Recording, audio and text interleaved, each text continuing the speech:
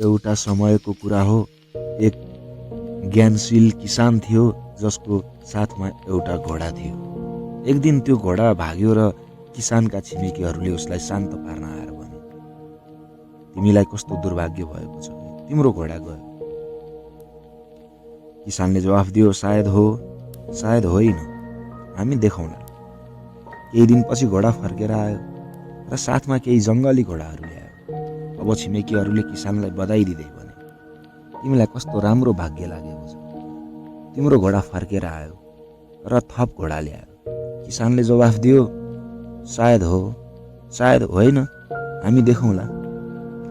धेरै समयपछि किसानको छोरो जङ्गली घोडामध्ये एकमा सवार हुन चाहन्थ्यो, तर त्यसले उसलाई फालेर खुट्टा भाँचिदियो।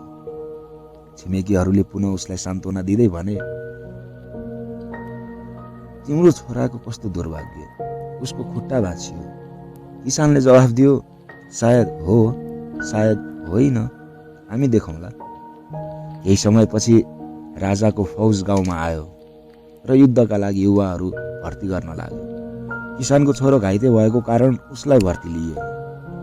छिमेकीहरूले पुनः किसानलाई आएर बधाई दिँदै भने, तिमीलाई कस्तो राम्रो भाग्य लागेको छ, तिम्रो छोरा युद्धबाट बच्यो। किसानले जवाफ दियो, सायद हो, सायद होइन, हामी देखाउँला।